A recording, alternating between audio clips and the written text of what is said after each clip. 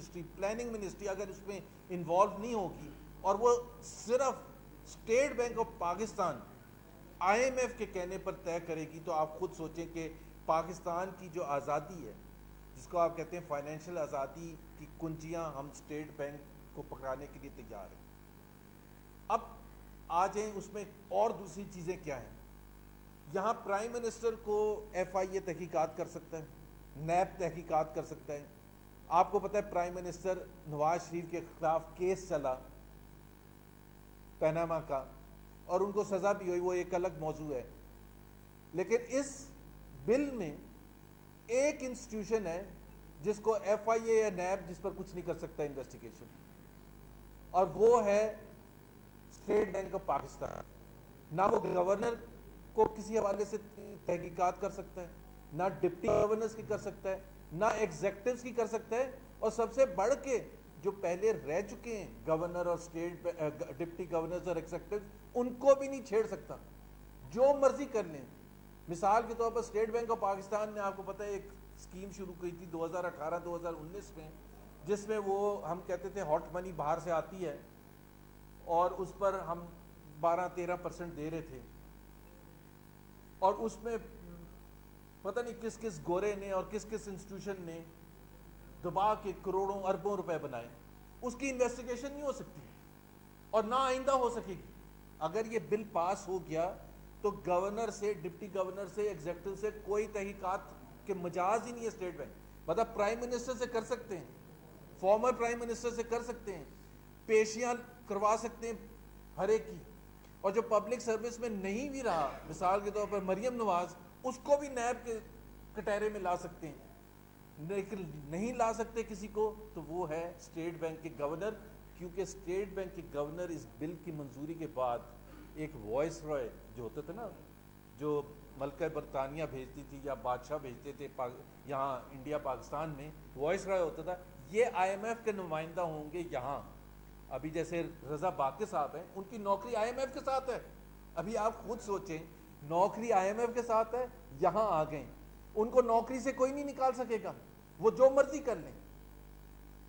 تو ایک تو ہمیں یہ سب سے زیادہ تحفظات ہیں کہ بھائی اگر آپ نے قانون کی بالادستی قائم کرنی ہے جس میں تمام کٹہرے میں آ سکتے ہیں لوگ, لیکن نہیں آ سکتا تو گورنر اسٹیٹ بینک اور ڈپٹی گورنرز اور ان کے ایگزیکٹوز نہیں آ سکتے.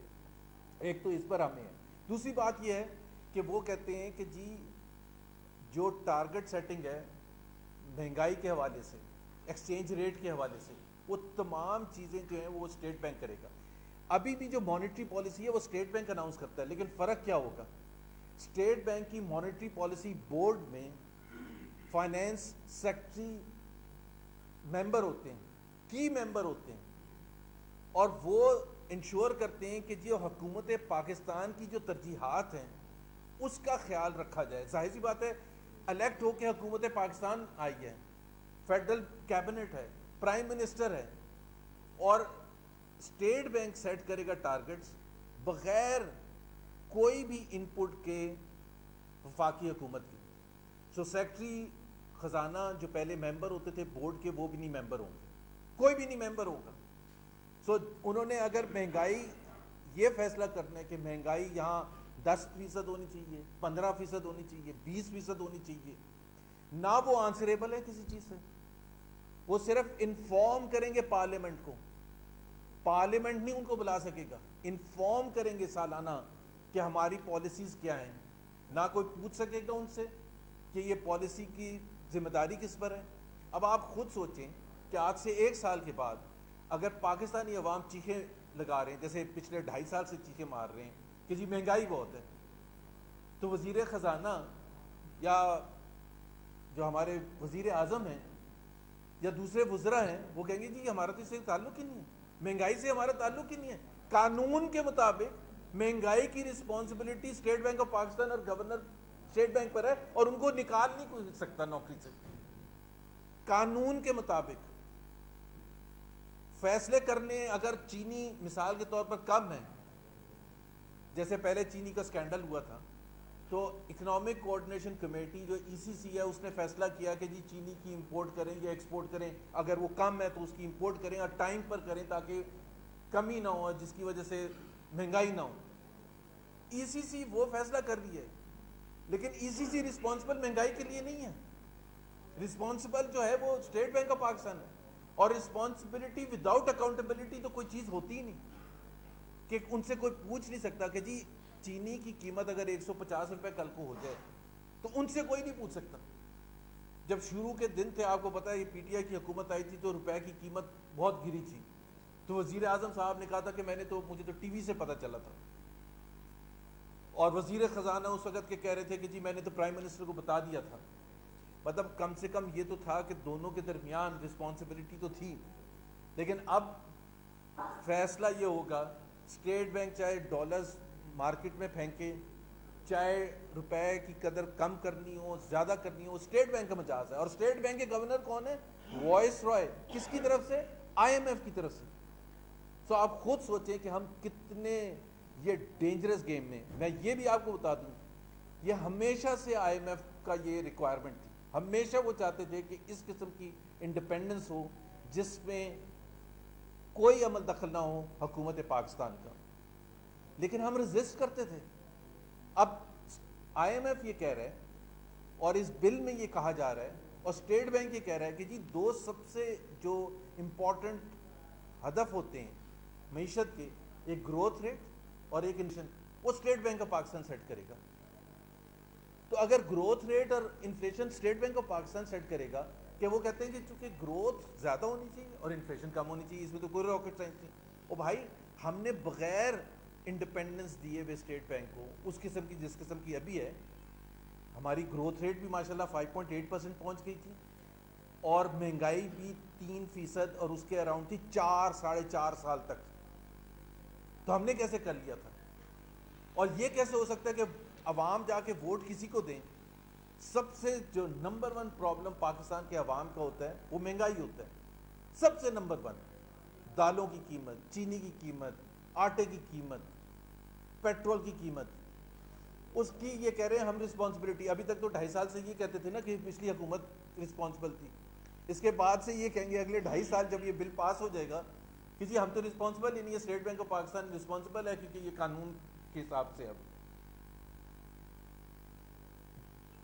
سب سے زیادہ اور جو خطرناک چیز ہے، آپ سوچیں کہ اس قانون کے تحت اسٹیٹ بینک آف پاکستان معیشت کے حوالے سے جتنی بھی انفارمیشن ہے، چاہے وہ سیکرٹ ہے، کانفیڈینشیل ہے، وہ مجاز ہوگا I M F, World Bank اور دوسرے انسٹیٹیوشنز کو دینے کے لیے. جو انفارمیشن بھی مانگیں گے، کوئی ایسی انفارمیشن نہیں ہے جو وہ کہہ سکیں گے کہ جی ہم آپ کو نہیں دے سکتے کیونکہ یہ پاکستان کا اسٹیٹ سیکرٹ ہے، یہ کانفیڈینشیل انفارمیشن ہے، یہ انفارمیشن ہم حکومت پاکستان میں بھی سب کے ساتھ نہیں شیئر کر سکتے. کئی ایسی انفارمیشن ہوتی ہے جو کابینہ کے سامنے بھی نہیں آتی، وہ صرف چند لوگ جس طرح وزیر خزانہ ہے، وزیر اعظم ہے، پلاننگ منسٹر ہیں اور 2-4 اور لوگ ہوتے ہیں جن کے ساتھ آپ شیئر کر سکتے ہیں. اب یہاں یہ کہہ رہے ہیں کوئی بھی انفارمیشن مانگیں گے، جب بھی مانگیں گے، مجاز ہوگا State Bank of Pakistan I M F کو بھی، ورلڈ بینک کو بھی، صرف ان 2 انسٹیٹیوشن کو نہیں، ساتھ میں یہ بھی ہے اور سملر انسٹیٹیوشنز. کوئی گلوبل فنڈ آ جائے گا، کوئی مثال کے طور پر سٹی بینک آ جائے، میرل لنچ آ جائے کہ جی یہ انفارمیشن ہمیں چاہیے، یہ قانون ہے جو آپ کی پارلیمنٹ نے پاس کیا ہے تو آپ ہمیں یہ انفارمیشن دیں. سوال یہ پیدا ہوتا ہے کہ یہ پاکستان کیوں کر رہے ہیں؟ ہندوستان سے کیوں نہیں کروایا گیا؟ بنگلہ دیش سے کیوں نہیں کروایا گیا؟ سری لنکا سے کیوں نہیں کروایا گیا؟ نیپال سے کیوں نہیں کروایا گیا؟ کسی ایک ملک سے کبھی ایسا قانون پاس کروایا ہے؟ ایجپٹ آئی ایم ایف کے پروگرام میں رہا ہے کتنے عرصے تک، ارجنٹینا رہا ہے آئی ایم ایف کے پروگرام میں، بہت سے دوسرے ممالک رہے ہیں، درجنوں ممالک رہے ہیں آئی ایم ایف کے پروگرام میں. کسی ایک ملک نے ایسا قانون نہیں پاس کیا.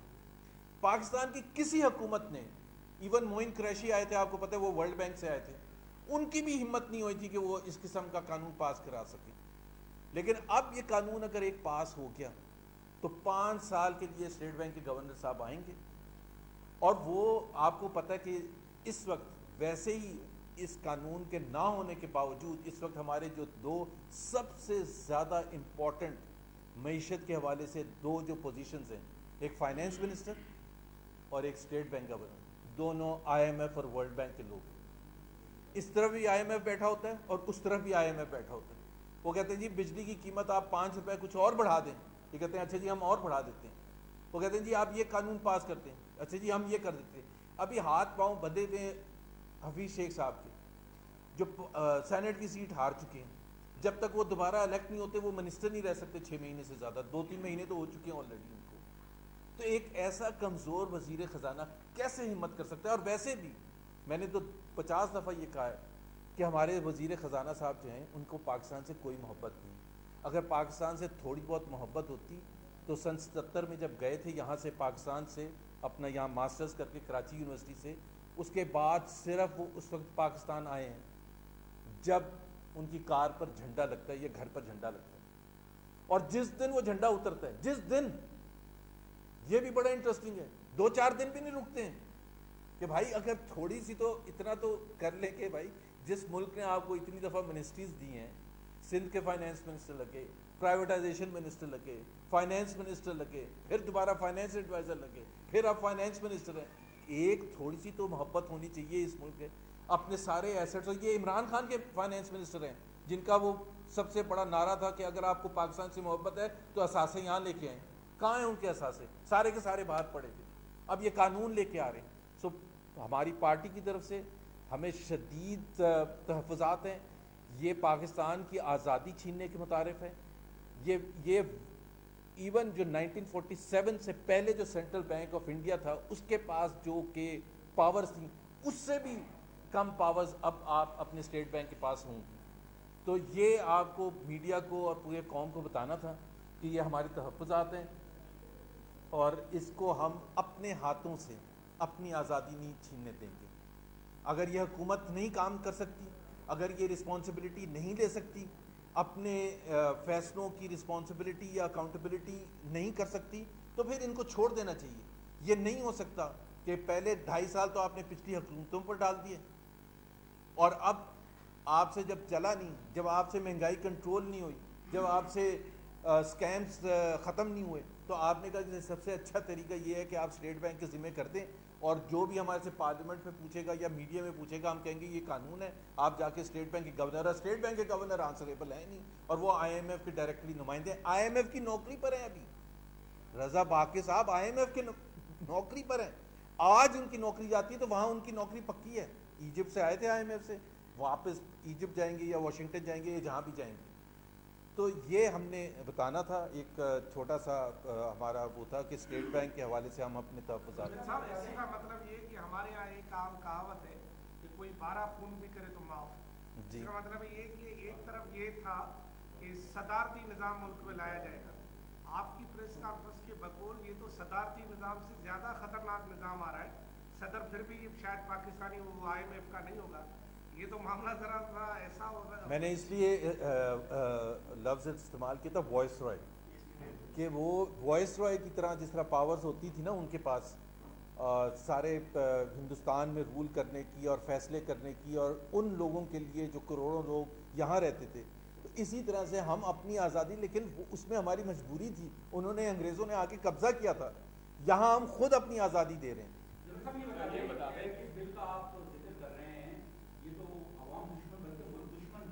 جی, میری بات تو یہ کہ وہ بھوپے ہوتے ادارے کہاں ہیں, ایک تو یہ سوال ہے. دوسرا یہ کہ آپ نہیں سمجھتے کہ اپوزیشن میں جو جاری چشمش ہے اس سے حکومت مکمل طور پر فائدہ اٹھا رہی ہے, انجوائے کر رہی ہے, اور اپنے جو ٹارگیٹڈ ہے, جو بھی ٹارگیٹڈ ہے, اس طرح کا ایک ٹارگیٹ ابھی آپ نے ذکر کیا بل کی صورت میں وہ لانے جا رہے ہیں. یہ سب کچھ اپوزیشن کے باہمی اختلافات کا شاخسانہ ہے. آپ یہ سمجھتے ہیں؟ آپ بالکل صحیح کہہ رہے ہیں, اور اسی وجہ سے آج میں نے کہا کہ ایشوز تو بہت ہیں پولیٹیکل, لیکن اگر حکومت سمجھ رہی ہے کہ ہماری نظریں اس طرف نہیں ہیں, جو حکومت کی جو کمزوریاں ہیں, چاہے وہ معیشت کے حوالے سے ہوں, چاہے وہ یہ اسٹیٹ بینک کے حوالے سے ہو یا قانون سازی کے حوالے سے ہو, تو یہ ہمارا بالکل اسی وجہ سے ہم نے فیصلہ کیا کہ ایسا نہ محسوس ہو, اور پوری قوم یہ سوچ رہی ہو اور میڈیا بھی سوچ رہی ہو کہ اس اپوزیشن کو کسی کی فکر بھی ہے یا نہیں ہے, یا آپس میں لڑنے کی فکر ہے. تو وہ ایک اب ہمارا جو ڈفرینس آف اوپینین ہے, پی ٹی ایم کی جو موومنٹ ہے, اس کے جو بھی ایشوز ہیں وہ اپنی جگہ ہیں, اور یہ جو ہے یہ ہم بار بار اس کو لائیں گے تاکہ میڈیا کے اپنے دوستوں کے تھرو پوری قوم کو بتایا جائے کہ یہ ہمارے لیے ایکسیپٹیبل نہیں ہوگا. اور اسی وجہ سے جب وہ مسنگ پرسنس کی سیمینار تھا تو اس میں نے رضا ربانی صاحب کو بھی اس کا بتایا تھا کہ یہ کتنا ڈینجرس ہے.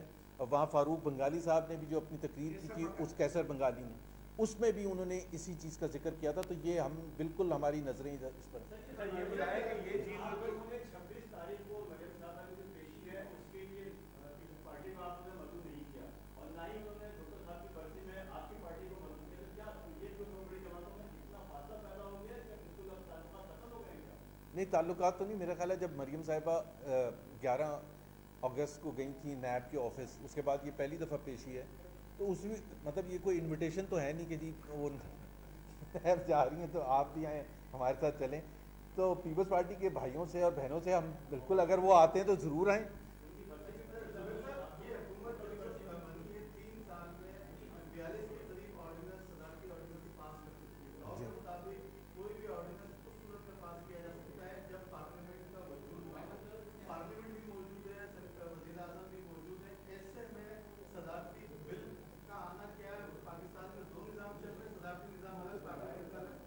اصل میں آپ نے جو پوائنٹ ریز کیا نا کہ یہ حکومت جو ہے جب سے آئی ہے, آپ کو پتہ ہے کبھی 18th امینڈمنٹ کے حوالے سے ان کے تحفظات ہیں, شدید تحفظات ہیں, 7th NFC ایوارڈ کے حوالے سے شدید تحفظات ہیں, جس کا میرا خیال ہے حکومت سمجھتی نہیں ہے کہ ہمارا جو فیڈرل سٹرکچر ہے وہ کتنی اہمیت ہے, اس میں صوبوں کی کتنی اہمیت ہے. تو بالکل, اور ہمیشہ انہوں نے, آپ یہ بھی دیکھیں کہ ان کے جو ہیروز ہیں وہ کہتے ہیں ایوب خان کا جو نظام تھا وہ کتنا زبردست تھا, مشرف صاحب کا نظام تھا وہ جو پریزیڈنشل سسٹم تھا. لیکن ہماری سوچ بڑی سمپل سی ہے. ایک تو قائد اعظم کی سوچ کے مطابق ہے جو پاکستان میں پارلیمنٹری جمہوریت چاہتے تھے, اور پاکستان کا آئین ہے, پاکستان کے آئین میں بڑا کلیئر کٹ ہے, اور ہمارے تمام پولیٹیکل پارٹیز سگنیٹری ہیں, اور جب نئی حکومت بھی آئی تھی اس کے تمام ممبران نے اس پر اوتھ کیا تھا 1973 کانسٹیٹیوشن پر, اور جس میں فیڈرل سٹرکچر اور صوبوں کی اہمیت کا ذکر ہے, اور اس میں کوئی صدارتی نظام کا نہیں ہے. سو آرڈیننس کے تھرو حکومت کرنا اور اپنی ترجیح یہ بتانا کہ صدارتی نظام جو ہے وہ پاکستان کے لیے کتنا اچھا ہے, میرا نہیں خیال ہے کہ اس کی کوئی اہمیت ہے. صاحب یہ فرمائیے گا کہ پی ڈی ایم کی کسی میٹنگ میں اسٹیٹ بینک والا معاملہ زیر بحث آیا. دوسرا یہ کہ NA 249 میں یہ بتائیں کہ پی ڈی ایم کا ایک ہی امیدوار ہوگا یا الگ الگ امیدوار کر سکتی جماعتوں میں؟ دو چیزیں ہیں. ایک تو یہ اسٹیٹ بینک کا ابھی تک پی ڈی ایم کی کسی میٹنگ میں اس کا ذکر نہیں آیا اس طرح سے جس طرح سے آج میں نے ذکر کیا, لیکن ہم ظاہر ہے اس کو کرنا چاہیں گے. PMLN کے پلیٹ فارم سے ہم بالکل کلیئر تھے, اس وجہ سے ہم یہ پریس کانفرنس کر رہے تھے. NA 249 میں پیپلز پارٹی سے ہم نے سپورٹ مانگی ہے, اور دوسری پی ڈی ایم جماعتوں سے. ابھی شاہد خاقان عباسی یہاں آئے ہوئے تھے اور انہوں نے بلاول بھٹو سے ملاقات بھی کی تھی اسی سلسلے میں, اسی اصول کے تحت, جس اصول کے تحت ملیر میں PMLN نے پیپلز پارٹی کو سپورٹ کیا تھا, کہ بڑا کلیئر کٹ فیصلہ ہے کہ 2018 میں اگر تو جو بائی الیکشن ہو رہا ہے اس وجہ سے کہ وہاں جو سیٹ جس وجہ سے بھی خالی ہوئی ہے, وہاں اگر پی ڈی ایم کی کسی جماعت کا تھا, جس طرح ڈسکا میں یا وزیر آباد میں ہوا PMLN کے الیکٹڈ لوگ تھے, تو وہ تو بڑا سمپل ہے کہ PMLN کو ہی جائے گا. لیکن اگر PTI یا کوئی اور جماعت پی ڈی ایم سے باہر جیتی ہوگی تو جو نمبر 2 ہوگی, چاہے وہ پیپلز پارٹی ہو PMLN ہو, وہ پھر اس کا حق بنے گا کہ وہ واحد نمائندہ ہوگی پی ڈی ایم کی طرف سے. نوشہرہ میں ANP نے یہ ایگری نہیں کیا تھا ہمارے سے, اور انہوں نے اپنا کھڑا کیا تھا. لیکن ابھی ہم سمجھتے ہیں NA 249 کے حوالے سے, اور یہ پی ڈی ایم کی تمام جماعتوں کو اور پیپلز پارٹی کو سمجھنے کی ضرورت ہے کہ یہ PMLN کا معاملہ نہیں ہے NA 249 جیتنا.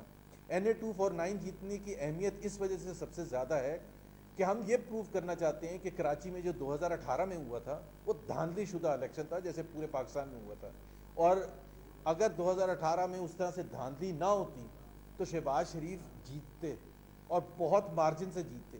اور اگر الیکشن شفاف ہوگا تو انشاءاللہ تعالی مفتاح اسماعیل ہی جیتیں گے.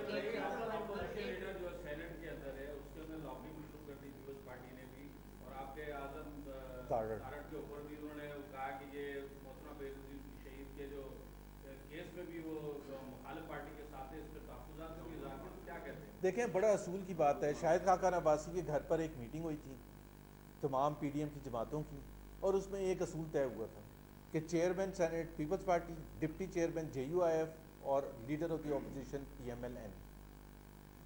اب اس میں یہ اس سے نفی نہیں کیا گیا تھا کہ اگر آپ ہاریں گے تو پھر سچویشن چینج ہو جائے گی. اور اگر یہ اصول مان لیا جائے کہ چونکہ ان کو ہروا دیا گیا یوسف رضا گیلانی کو, تو کل ڈپٹی چیئر JUIF بھی آ کے یہ کہے گی کہ بھائی ہمیں بھی تو ڈپٹی چیئرمین کی سیٹ نہیں ملی, تو آپ پیپلز پارٹی کو کیوں دے رہے ہیں, لیڈر آف دی اپوزیشن ہمیں دیں. تو جب ایک پرنسپل طے ہو گیا, میرا خیال ہے آسان طریقہ یہی ہے, اسی پرنسپل کے تحت چلنا چاہیے. محمد عبید صاحب یہ فرمائیے گا, بلاول بھٹو زرداری صاحب سینٹ الیکشن سے پہلے کہتے ہیں کہ اسٹیبلشمنٹ نیوٹرل ہو گئی, اس کے بعد پھر یوسف رضا گیلانی جیتتے ہیں, اس کے بعد پھر سینٹ کے چیئرمین کا ہارتے ہیں انتخاب, اور پھر اس کے بعد دوبارہ سے وہ اپنا اپوزیشن لیڈر لے کر آنا چاہتے ہیں. سب اتفاق ہے یا گیم ہے کیا؟ گیم تو نہیں, میں کس کی طرف سے, پیپلز پارٹی کی طرف سے گیم نہیں, میرا نہیں خیال ہے پیپلز پارٹی کی طرف سے گیم ہے. دیکھیں ہم ایک چیز, کل بلاول بھٹو نے بھی میرا خیال ہے اپنے تمام لیڈرز کو اور ورکرز کو کہا کہ پبلک میں جا کے مخالفت نہ کی جائے, بیان بازی نہ کی جائے. تھوڑا سا لیٹ ہو گیا, لیکن میرا خیال ہے بیان بازی, میں تو پہلے دن سے بھی, کیونکہ ظاہر سی بات ہے ایک کوئی بیان دے پھر اس کا دوسرا بیان دے, تو اس سے حالات خراب ہی ہوتے ہیں, اچھے نہیں ہوتے. تو اگر کوئی گلے شکوے ہوتے ہیں تو وہ اگر اندر بیٹھ کے حل کیے جائیں تو وہ زیادہ اچھا ہوتا ہے.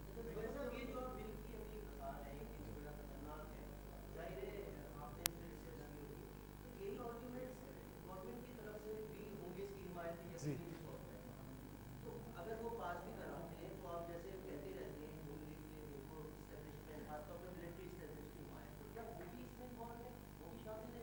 ابھی تک تو حکومت کی طرف سے بالکل ایک لفظ بھی نہیں آیا کہ اس بل کو کیوں لے کے آ رہے ہیں, کیوں اس کی امپورٹنس ہے, کیوں اپنی آزادی ہم کھونا چاہتے ہیں, کیوں ہر چیز ہم اسٹیٹ بینک میں دینا چاہتے ہیں. ایک دیکھیں نا, ایک تو پرنسپل بڑا امپورٹنٹ ہوتا ہے کہ یہاں ہر سیاسی رہنما کو کٹہرے میں لایا جا سکتا ہے, ہر سیاسی رہنما کی پیشیاں ہو سکتی ہیں, سٹنگ پرائم منسٹر کی ہو سکتی ہے, لیکن اسٹیٹ بینک گورنر کی نہیں ہو سکتی, ڈپٹی گورنر کی, جن کے پاس خزانے کی کنجی ہوگی ان کی نہیں انویسٹیگیشن ہو سکتی, اور جو پرانے اگر کوئی کچھ کر کے گئے پھر بھی نہیں ہو. اب آپ خود بتائیں کہ یہ کون سا اصول ہے, یہ کیا, وہ جو عمران خان نے کہا تھا ایک نہیں دو پاکستان ہیں, جس کو وہ ایک کرنے آئے تھے, اور اگر دو تھے تو اب 3 پاکستان کرنے آ رہے ہیں, ایک کی چابی واشنگٹن میں بھی پہنچا رہے ہیں.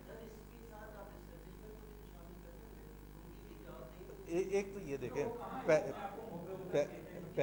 پہلی بات یہ ہے کہ سر آپ کہہ دیں سارے سوال میرے سے ہی ہوتے ہیں اسٹیبلشمنٹ کے حوالے سے.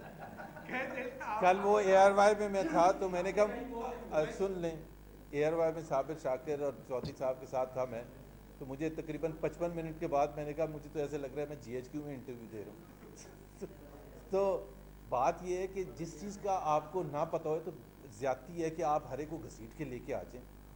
اگر آپ کو پتہ ہوگا, اگر ہمیں پتہ ہوگا, ہم ضرور کرٹیسائز کریں گے, لیکن آج کوئی ہمیں, میرے پاس تو ایٹ لیسٹ ایسا کوئی اشارہ نہیں ہے کہ اس کے پیچھے کس کی رضامندی ہے کس کی نہیں ہے. اس وقت پرائم منسٹر آف پاکستان جو ہیں وہ ہیں عمران خان صاحب, حفیظ شیخ صاحب فائنینس منسٹر ہیں, IMF کے ساتھ نیگوسیشنز ہو رہی ہیں, ایک ہے ہمارا ECC فورم ہے, economic coordination committee of the cabinet, کابینہ ہے, وفاقی کابینہ, یہ تمام لوگ ہیں جو کہ رسپانسبل ہیں, اور ان کو رسپانسبلٹی ہم ان کو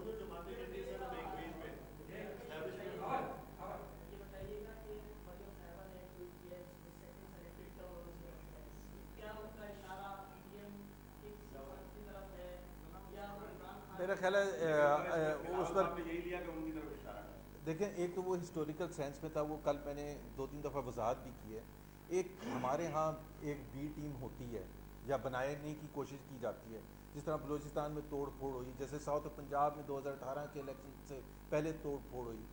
تو وہ جو چیزیں ہوتی ہیں اس کی وجہ سے آپ بہت سے اپریہنشن بھی ہوتے ہیں. آپ کو یہ نہیں ہوتا کہ ایک آپ کو بالکل 100% کوئی گارنٹی کے ساتھ کوئی انفارمیشن ہوتی ہے, تو اس کی طرف اشارہ بھی ہوتا ہے.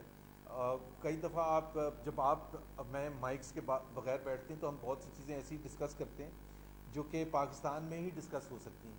آپ کا سوال کرنے سے ہی پتہ چلتا ہے کہ بار بار سوال جب کرتے ہیں, یہ سوال سری لنکا میں نہیں ہوتا, بنگلہ دیش میں نہیں ہوتا, تو اسی سے پتہ چلتا ہے. میرا خیال ہے اتنی وضاحت کرنے کی پھر ضرورت بھی نہیں. میرا خیال ہے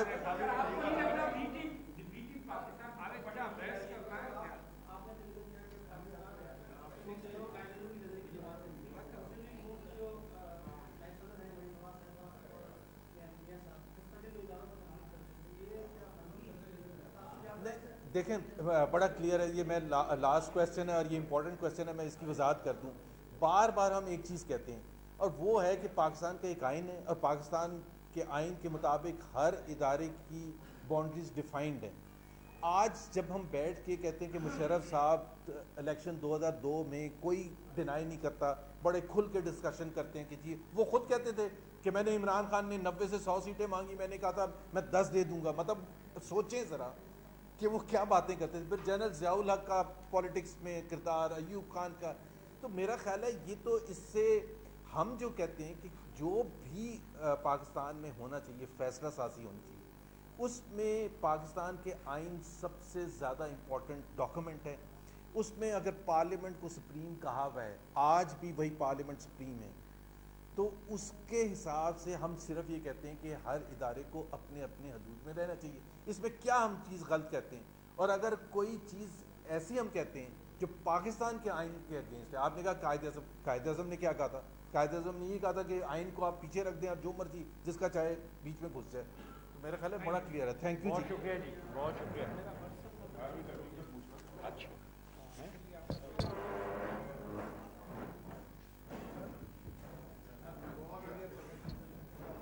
جی